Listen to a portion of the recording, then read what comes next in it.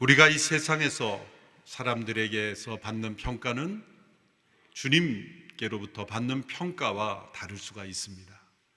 모든 것을 꿰뚫어 보시며 모든 것을 아시는 주님의 평가는 우리가 생각하는 세상의 평가와 다를 수가 있습니다. 교회도 마찬가지입니다. 사람들이 보기에는 잘 알려져 있고 때로 사람들이 부러워하는, 살아있다고 하는, 생동감 있는 교회라고 하는 이름을 가졌지만 4대 교회처럼 주님이 보시기에는 실상은 죽어있다라는 평가를 들을 수도 있습니다. 넓고 편리한 시설, 화려한 예배당, 모든 것이 갖추어진 것 같은 그런 시스템을 가진 교회, 그런 교회에 내가 출석하고 있다는 것으로 내가 주님 앞에 인정받는다고 생각해서는 안 됩니다. 때로 좋은 설교만 골라서 내가 듣는 신앙인이라고 나 자신을 판단해서 내 믿음이 좋다고 생각해서도 안 됩니다. 심지어는 내 생각이 옳은 생각으로 가득 차 있다고 해서도 주님이 나를 정말 좋은 신앙이라 그렇게 평가할 수는 없습니다. 우리 주님이 보시는 평가는 우리의 평가와 다를 수 있습니다. 그래서 지난주에 들었던 사대교회 주신 주님의 말씀은 우리에게 매우 두렵고 떨리는 주의 음성입니다. 오늘 주시는 빌라델피아 교회에 주시는 말씀도 마찬가지입니다. 사람들이 보기에는 힘이 약한 교회라 그렇게 사람들은 여겼던 교회, 그래서 때로는 마음으로 무시하는 그런 교회였을지 모르지만 주님이 보실 때에는 칭찬받는 교회예요. 주님이 기뻐하시는 그런 교회였습니다. 사랑하는 온누리교회 성도 여러분, 우리 교회는 많은 성도들이 모인 교회가 되었습니다. 혹 온누리교회 성도 가운데 지역의 작은 교회들, 개척교회들, 미자립교회들을 보면서 혹 무시하는 마음이 든다면 그것은 매우 무서운 죄를 짓는 것입니다. 주님이 보실 때는 교회의 크기, 교회의 명성, 교회의 영향력과 상관없이 주님은 다른 평가를 하실 수 있다는 것을 우리는 늘 겸손한 마음으로 주님 앞에 서야 합니다. 빌라델피아 교회는 소아시아 7교회 중에서 책망받지 않고 칭찬만 들었던 두 교회 중 하나입니다. 소모나 교회와 빌라델피아 교회입니다. 빌라델피아 교회가 비록 적은 능력을 가진 교회였지만 그러나 주님 보실 때는 참으로 주의 마음에 합당한 교회였다는 것입니다. 빌라델피아라는 이 지역은 소아시아 7교회 중에서 4대로부터 약 48km 동쪽으로 떨어진 지역이죠. 지도를 통해 보시면 4대와 가까이 있습니다. 7도시 중 가장 나중에 생긴 신흥 도시, 젊은 도시입니다. 주전 2세기 중반에 세워졌습니다. 여러 강과 산이 겹쳐 있는 비옥한 고원, 4대 지역과 마찬가지로 그런 지역이었습니다. 화산이 많은 지역이었습니다. 그래서 이 4대 지역과 유사한 것은 지진이 많이 일어났다는 겁니다. 지난주 살펴본 4대 교회도 주후 17년에 거의 멸망할 정도로 지진에 큰 타격을 받았습니다만 그 정도의 심각한 데미지는 없었지만 자주 많이 일어나는 지역이 바로 빌라델피아 지역이라고 하였습니다. 역사가들에 의하면 벽에 금이 가지 않은 날이 없을 정도로 큰 규모의 지진은 아니지만 자주 지진이 일어난 지역이었습니다. 그래서 그 도시에 거주하는 시민들은 늘 불안할 수밖에 없었고, 그래서 도시에 거주하기보다는 그 주변에 산악 지역이던 그런 평지건 시골에 가서 농사를 짓는 그러한 흐름이 대세였다고 합니다. 매우 불안전한 생활을 하였습니다. 이렇게 지리적으로는 4대 교회와 비슷했지만 영적인 상황으로는 서머나 교회와 비슷했습니다. 똑같이 칭찬만 받았던 서머나 교회에 가해졌던 핍박을 우리가 기억을 되살려 보면 2장 9절에 보면 유대 사람들, 유대인 공동체로부터 어떤 핍박을 받았다는 말씀이 나오죠. 2장 9절 후반부의 말씀을 보시면 또 내가 자칭 유대 사람이라 하는 사람들의 모욕도 알지만 실은 그들이 유대 사람들이 아니라 사탄의 집단이다. 유대 사람들이 아니라, 그것은 다른 나라 민족이라는 뜻이 아니라 유대 사람들인데 실상은 그 이면에 사단이 역사하는 통로가 되는 집단이라는 뜻입니다. 왜 유대인들의 집단이 그렇게 되었을까요? 그것은 소아시아 지역에도 유대인 디아스포라들이 흩어져 있는데 그들은 흩어질 때마다 회당을 지어서 커뮤니티를 이루었습니다. 오늘날에도 전 세계에 흩어진 유대인 커뮤니티는 역사가 매우 오래되었다는 것을 우리가 알 수가 있죠. 소아시아에 얼마나 많은 유대인들이 퍼져 있는지는 정확하게 알 수 없지만 분명한 것은 이 언급된 것으로 봐서 유대인들의 회당이 있었고 공동체가 있었다는 것이죠. 그런데 그 유대인의 회당에 있는 공동체가 예수님 믿는 사람들을 핍박했다는 겁니다. 어떤 시각으로 핍박을 했을까? 그것은 예수님을 믿는 이들이 먼저 믿을 수 있는 가능성은 구약의 역사를 통해서 메시아의 오심의 예언을 알고 하나님의 약속을 알았던 유대인들이 먼저 믿을 수 있는 가능성이 많은 것 아니겠습니까? 전혀 구약 역사를 모르는 이방인들이 믿는 것보다는 훨씬 더 가까이 갈 수 있는 것이죠. 심지어 하나님을 모르던 이들도, 이방인들도 구약 율법을 배우려고 유대인의 회당에 오면서 하나님을 경외하는 그런 사람, God fearer라고 부르는 사람들도 나타났으니까요. 그런데 그래서 예수님을 믿는 사람들이 그 유대인의 회당을 중심으로 생활했을 가능성이 높습니다. 사도 바울도 가는 곳마다 먼저 이방 지역이었지만 유대인의 회당을 먼저 찾았습니다. 그래서 먼저 약속을 따라오신 예수님을 먼저 전하곤 했습니다. 그러므로 소아시아 7교회에도 회당이 있는 지역에는 예수 믿는 이들이 회당을 중심으로 신앙생활을 했다는 것이죠.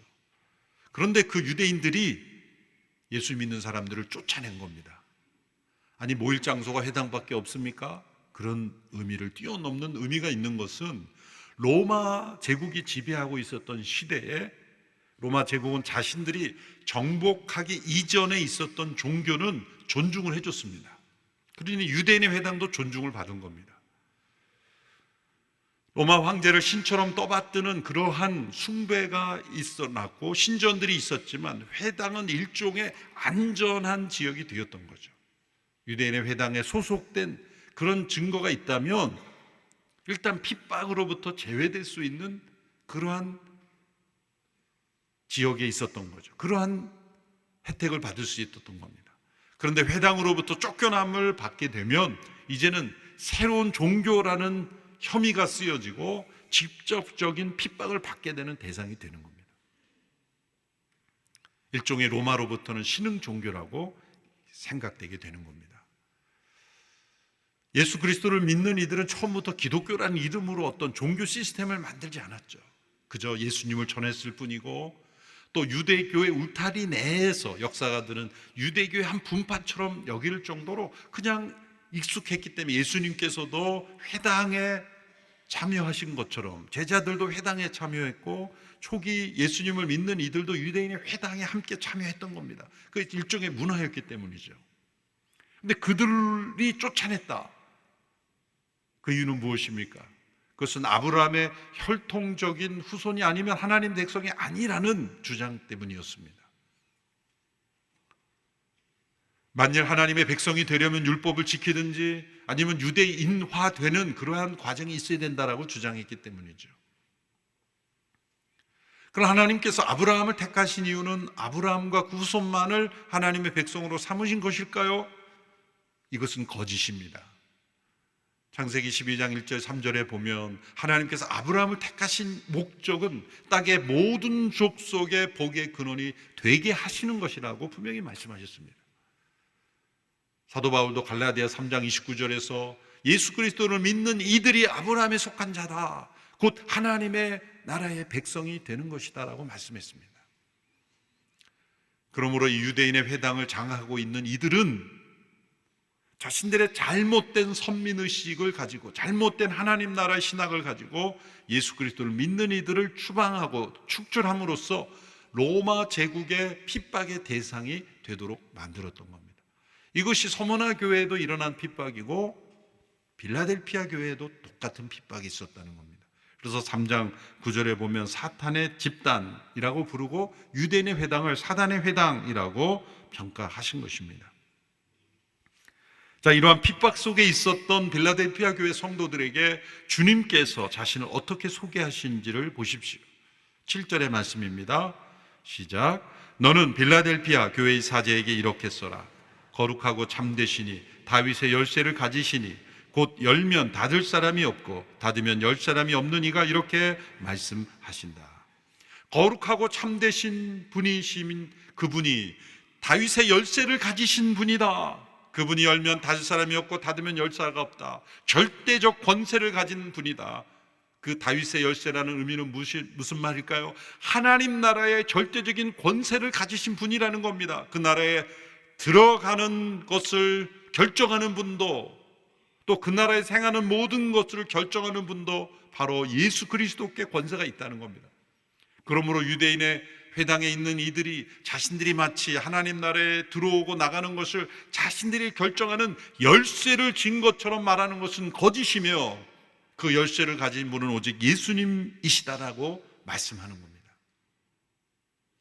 다윗의 열쇠라는 표현은 구약 열왕기하 18장과 이사야 22장에 나옵니다. 그것은 히스기야 시대의 왕실의 청직이, 오늘날을 말하면 정부 관리가 되겠죠. 엘리야김이라는 대표가 이제 아수르의 왕과 협상을 하기 위해서 대표로 파견할 때 그에게 전권을 부여한다는 의미에서 다윗의 열쇠를 주었다, 이런 표현이 나옵니다. 그러나 주님께서, 하나님께서는 그 상황을 통해서 장차 오실 다윗의 후손으로 오시지만 메시아로 오시는 그 예수님을 가리키는 메시아 예언으로 사용하신다는 겁니다. 이사야 22장 22절의 말씀이 이렇게 되어 있습니다. 그리고 내가 다윗의 집의 열쇠를 그의 어깨에 두겠다. 그가 열면 닫을 사람이 없고 그가 닫으면 열 사람이 없을 것이다. 이 말씀은 스스로 자신들이 마치 하나님 나라에 들어오는 것을 허용하는 권세가 있는 것처럼, 열쇠가 있는 것처럼 주장하는 유대인들에 대하여 그들의 거짓을 드러내시는 말씀입니다. 또한 핍박받고 있는 추방된 성도들에게는 그들이 아니다, 내가 그 열쇠를 가지고 있다. 너희들이 사람에게서는 쫓겨났지만 나는 너희들을 환영하는 하나님 나라로 너희들을 환영한다라고 말씀하시는 메시지가 된 것입니다. 이 얼마나 큰 격려입니까? 또한 주님께서는 그 성도들을 격려하고 칭찬하십니다. 3장 8절의 말씀이죠. 우리 같이 읽습니다. 시작. 내가 내 행위들을 안다. 보라, 내가 내 앞에 열린 문을 두었으니 아무도 그 문을 닫을 수가 없다. 이는 내가 힘이 약한 가운데도 내 말을 지키고 내 이름을 부인하지 않았기 때문이다. 빌라델피아 성도들이 유대 공동체로부터 축출되고 이제 로마로부터 핍박받을 때 그들의 인생의 문이, 믿음의 문이, 기회의 문이 닫힌 것처럼 여겨졌을 겁니다. 그러한 상황 속에 주님께서 내가 너희 앞에 열린 문을 두었다라고 말씀하는 것이 얼마나 큰 위로와 격려가 되었겠습니까? 너희들의 사회로부터 받는 모든 상황 속에서 너희들의 문이 닫힌 것처럼 여기지만 내가 너희에게 열린 문을 주었다 라고 말씀하십니다. 이 열린 문이란 무엇을 의미할까? 학자들에게도 해석이 나누어집니다. 새로운 사역 혹은 전도의 기회라고 해석하는 분도 있고 하나님 나라에 들어가는 문이라고 해석하는 분도 있습니다. 어느 쪽이 맞을까? 단어 자체가 열린 문 아닙니까? 저는 두 가지 다 열어서 받아들인다. 두 가지 다 가능해요. 첫째, 열린 문을 새로운 인생과 사역의 기회라고 해석하면 적용할 점이 참 많습니다.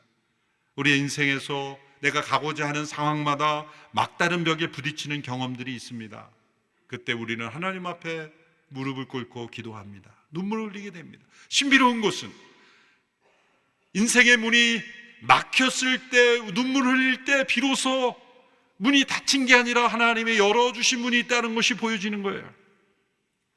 하나님은 우리의 삶을 인도하실 때 때로 우리 앞길을 막으심으로 인도하시는 하나님이시기도 합니다.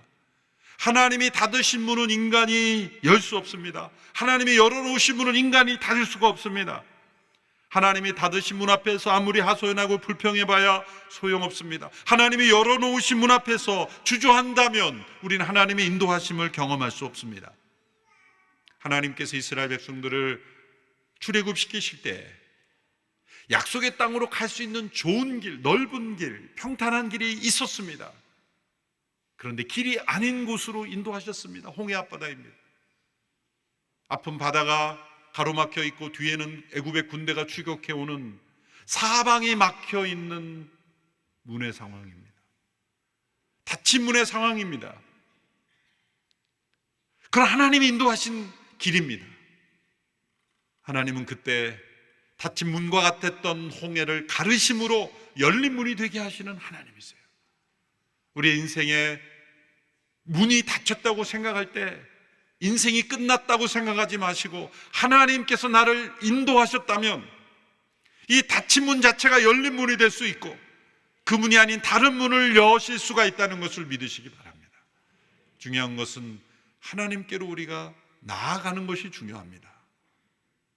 스스로 내 문을, 내 길을 내가 열고 내가 살아왔다고 생각하는 사람들은 인생의 문이 닫혔을 때 당황하고 절망할 수밖에 없는 것입니다. 그러나 하나님은 우리의 문을 닫으심으로 또 다른 문을 여십니다. 열쇠를 가진 분이 누구십니까? 예수 그리스도시라는 거죠. 예수님이 열쇠를 주시면 그 닫힌 문은 열립니다. 그러나 예수님이 열어주시지 않으면 아무리 열린 것 같아도 그 문은 닫히는 것입니다. 또한 하나님께서 문을 열어주시지 않으면, 주님께서 문을 열어주시지 않은데 그 문으로 들어가려고 무모하게 두들겨서도 안 됩니다. 주님이 열어주실 때까지 기다려야 됩니다. 그러나 열어주셨는데도 들어가지 않으면 우리의 책임이죠. 우리에게 주어진 전도의 기회, 사역의 기회, 섬김의 기회, 주님이 열어주신 문으로 들어가야 합니다. 우리나라에 온 많은 이주민들, 또 난민들, 주님께서 복음을 전할 수 있는 기회를 열어주셨고 문을 열어주셨는데도 우리가 그 문으로 들어가지 않으면 그건 우리의 책임이죠. 지난번에도 레바논의 난민촌 방문했을 때 시리아 난민들 전부 이슬람 교도로 뭉쳐진 공동체 리더가 되는 지도자가 저희에게 이렇게 말했어요. 무엇을 해도 좋으니 도와만 달라. 예배를 드리면 예배 드리겠다. 말씀을 가르치면 말씀을 배우겠다. 우리 어린아이들을 먹여만 준다면 뭐든지 다 받아들이겠다는 거예요. 난민이기 때문에 가능한 거예요. 하나님께서 이런 이주민 난민을 흩으심으로써 문을 열어주신 거죠. 그 열린 문으로 우리가 들어가야 합니다. 또한 열린 문을 하나님 나라의 문으로 해석하는 것도 중요한 의미이죠. 예수님은 당신을 구원의 문으로 말씀하셨어요. 이 열린 문은 구원의 문입니다. 요한복음 10장 9절의 말씀을 우리 함께 읽어보겠습니다. 9절 시작. 나는 문이다. 누구든지 나를 통해 들어오는 사람은 구원을 얻고 들어오고 나가면서 꼴을 얻을 것이다. 다윗의 열쇠를 가지신 예수님은 또한 구원의 문이십니다. 전 인류를 심판하시는 노아의 홍수 심판 때 구원의 방주 안에도 문이 하나입니다. 하나님의 성막, 하나님의 성전 다 문이 하나입니다. 오직 구원의 문은 하나임을 말씀하시는 거예요. 시편 118편 20절에 이는 여호와의 문이니 의인들이 그리로 들어갈 것이다 말씀하셨습니다. 사도행전 4장 12절에 예수의 다른 어느 누구에게서도 구원을 받을 수 없다고 말씀하셨습니다. 다른 이름, 구원받을 만한 다른 이름을 우리에게 주신 일이 없다고 말씀하셨습니다. 구원의 문은 오직 하나, 예수 그리스도이십니다. 어떤 사람들은 여러 종교가 있는데 다 구원의 문이 아닙니까? 다른 모든 문은 다 이 세상에서 이 세상으로 옮기는 문입니다. 어느 누가 죽음 이후에 영원한 생명을 말했습니까? 어떤 종교 지도자가 부활을 약속했고 또한 부활을 증거했습니까? 모두 다 해 아래 새로운 것이 없는 것입니다. 유교에서 제사를 오래 지내는 것은 그저 이 세상을 떠나지 않기를 바라는 것뿐인 겁니다. 공자에게 누군가 죽음 이후에 물어봤을 때 내가 살아있을 때의 일도 알지 못하고 어찌 죽음의 일을 내가 알겠느냐? 정직한 대답이죠. 가우타마 붓다에게는 죽음 이후에 묻는 것을 대답하기를 nothing, 아무것도 없다. 과연 그럴까요? 죽음으로 모든 것이 끝나면 왜 절에 그렇게 뭘 붙여놓고 뭘 빌죠? 종교의 창시자가 nothing이라고 했다면 죽음 후에 모든 것이 끝난다면 왜 죽은 이후에를 위해서 뭔가를 하는 거냐 말이죠. 오직 예수 그리스도만이 하나님의 진리요 구원의 문이시요 길과 진리와 생명이십니다. 너무 배타적이지 않을까요? 그렇지 않습니다. 이 구원의 문은 활짝 열린 문이기 때문입니다. 요한복음 10장 9절에 보면 누구든지 나를 통해 들어오는 사람은 구원을 얻는다고 말씀해요. 누구든지. 얼마나 열려 있습니까? 얼마나 포용적입니까? 수고하고 무거운 짐진 자들아 다 내게로 오라. 내가 너희를 쉬게 하리라. 누가 이런 초청을 할 수 있습니까? 사람이 이런 말을 할 수 있을까요? 수고하고 무거운 짐자들아 다 내게로 오라. 그렇게 말씀하실 수 있는 분은 누굴까요? 저도 목회를 하면 할수록 이 말씀의 위대한 주님의 신성을 보게 됩니다. 우리 성도님들이 많은 수고하고 무거운 짐진 기도 부탁도 하고 이렇게 오지 않으세요? 그러면 목회자로서 최대한 기도해드리고 도와드리고 싶죠. 섬겨드려야 되죠. 그런데 모든 성도들이 다 가지고 오면 모든 성도들에게 수고하고 무거운 성도들 다 내게로 십자라고 말할 자신이 없어요. 감당할 수가 없는 거죠. 그러나 주님은 수고하고 무거운 짐진 자들아 다 내게로 오라. 여러분, 이 말씀이 얼마나 위대한 말씀입니까? 사람은 심지어 자기 가족의 문제, 친척의 문제도 계속 가져오면 힘들기 마련이에요. 몇 번은 도와줘도 친척의 문제가 계속 온다 그러면 마음이 부담이 되잖아요. 가까운 성도의 문제도 도와줄 수 있지만 계속 도와달라 그러면 그 감당하기가 힘들잖아요. 우리 주님은 수고하고 무거운 짐진 다 내게로 가지고 오라. 이만큼 열려 계신 구원의 문이 어디에 있습니까? 그런데 이렇게 열린 문으로 사람들이 들어가지 않는 이유가 무엇일까요? 열린 문이 좁은 문이기 때문입니다. 마태복음 7장 13절 14절의 말씀을 보십시오. 같이 읽겠습니다. 시작. 좁은 문으로 들어가라. 멸망으로 인도하는 문은 크고 그 길은 넓어 그곳으로 들어가는 사람이 많다. 그러나 생명으로 인도하는 문은 좁고 그 길은 험해 그곳을 찾는 사람은 적다. 구원의 문은 활짝 열린 문이지만 좁은 문입니다. 왜냐하면 이 열린 문으로 들어갈 때 조건은 자기의 죄인됨을 인정해야 합니다. 자신은 십자가에 못 박혀 죽임당하신 예수님과 함께 죽어야 하는 존재임을 받아들여야 하기 때문입니다. 마음이 가난한 자가 되고 자기의 죄에 대하여 애통해야 하기 때문입니다. 그래서 좁은 문입니다. 자기 십자가를 지고 자기를 부인하고 들어가야 하기 때문에 좁은 문입니다. 사람들은 자기를 부인하라고 하는 죄의 길보다는 자기를 인정해주고 자기의 감정에 충실하라고 하고 살고 싶은 대로 살라 그러고 또 너의 권리가 중요하다고 말하고 그리고 얽매이지 말라고 말하는 그런 세상의 넓은 길로 가는 걸 원하는 거예요. 넓은 문이 좋아하는 거예요. 그러나 여러분, 구원의 열린 문은 좁은 문입니다. 그래서 그 문이 활짝 열렸지만 사람들이 들어가려 하지 않는 거예요. 세상을 향하여 마음이 열릴수록 구원의 문은 좁게 보이기 때문이에요. 주님께서 빌라델피아 교회 앞에 열린 문을 주셨습니다.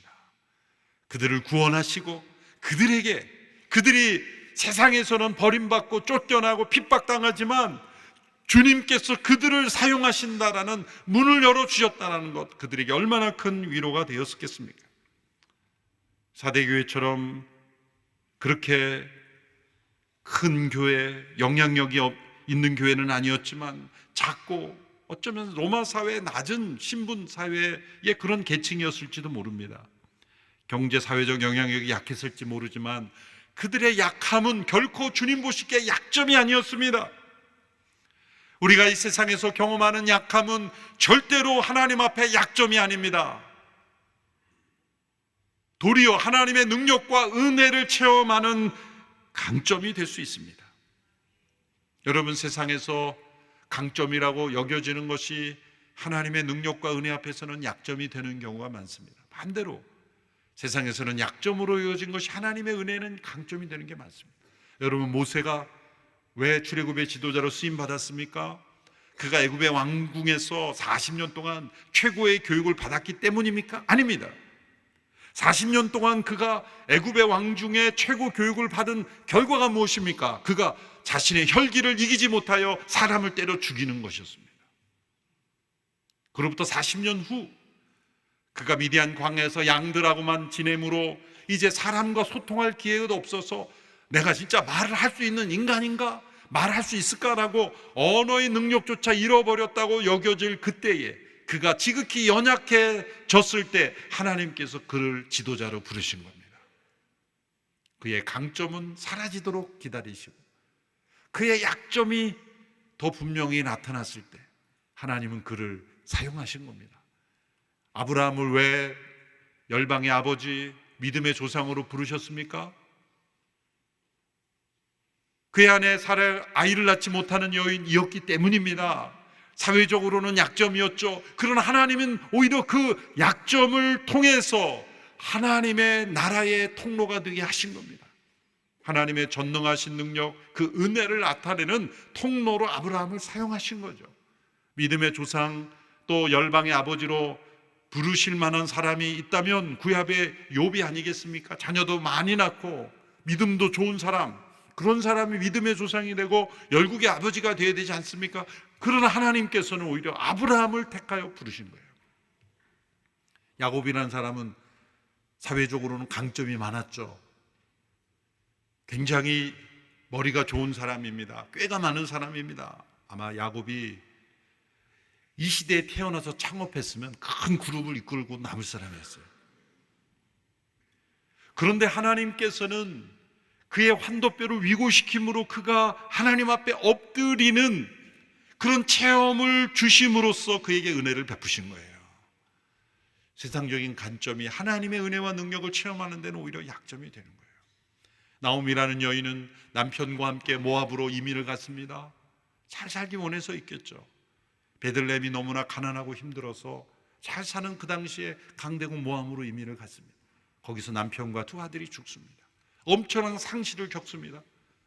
그러나 그녀와 함께 돌아온 룻이라는 자부가 보아스라는 남편을 만나 그 가정을 통해 다윗의 조상이 태어나며 메시아의 족보에 참여하는 통로가 되었습니다.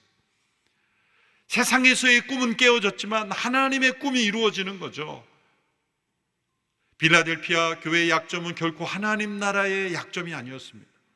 사도 바울도 얼마나 강점이 많은 사람입니까? 그러나 하나님께서 그의 모든 강점을 스스로 배설물처럼 여기도록 하시고 그를 육체의 가시와 많은 유대인들의 핍박 속에 두게 하심으로써 도리어 그를 이방인의 사도로 쓰신 것입니다. 빌라델피아에 있었던 연약함, 그것은 하나님 나라의 약점이 아니라 도리어 그 능력과 은혜를 체험하는 통로가 된 것입니다.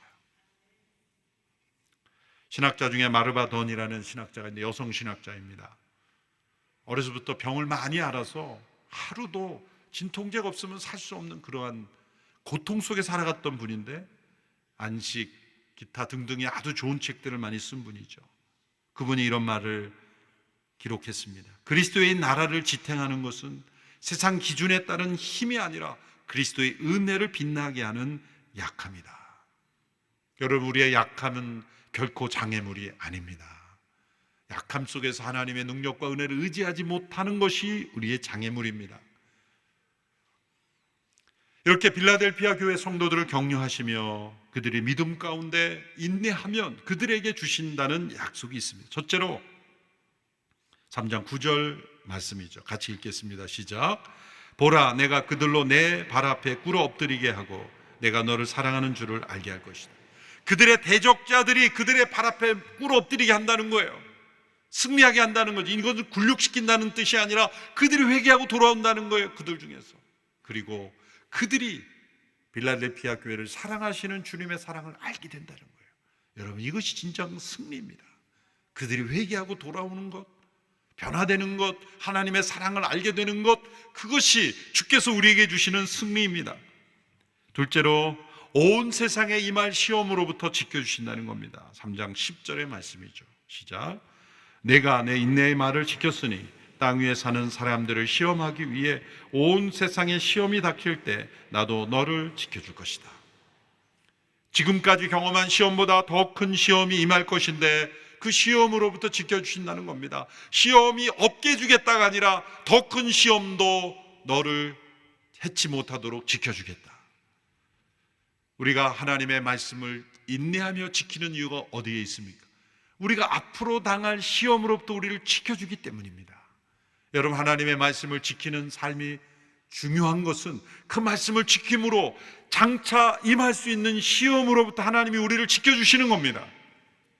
말씀에 불순종하는 삶을 살면서 하나님 나를 지켜주세요, 지켜주세요라고 기도하는 것은 잘못된 기도죠.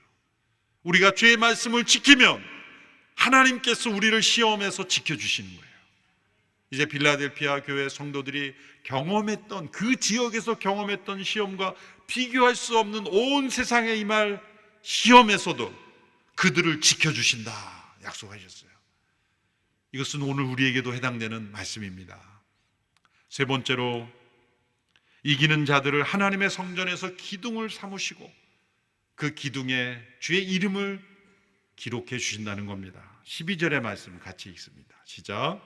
이기는 사람을 내가 내 하나님의 성전에서 기둥으로 삼을 것이니 그가 결코 다시는 성전을 떠나지 않을 것이며 내가 내 하나님의 이름과 내 하나님의 도성 곧 하늘에서 내 하나님께로부터 내려오는 새 예루살렘의 이름과 내 새 이름을 그 사람 위에 기록할 것이다. 지진의 충격으로 늘 마음 졸이며 불안정하게 살아가던 그들에게 결코 무너지지 않는 하나님의 성전의 기둥이 되게 하겠다, 성전을 떠받드는 기둥이 되게 하겠다는 말씀보다 더 좋은 상급이 있을까요? 여러분, 우리가 이 세상의 약함 속에서 믿음으로 인내하며 순례자로 살아갈 때 하나님께서 우리를 영원히 무너지지 않는, 도피할 필요가 없는 성전의 기둥이 되게 하시겠다는 거예요. 우리가 이 땅에서 주의 이름을 위하여 자신의 이름을 내려놓으면 우리의 기둥 위에 하나님의 이름과 예수님의 새 이름과 새 예루살렘의 이름을 새겨주신다. 이름이 새겨진다는 게 무슨 의미일까요? 우리가 경험하지 못했던 친밀하게 주님을 알고 연합되는 것을 의미하는 거예요.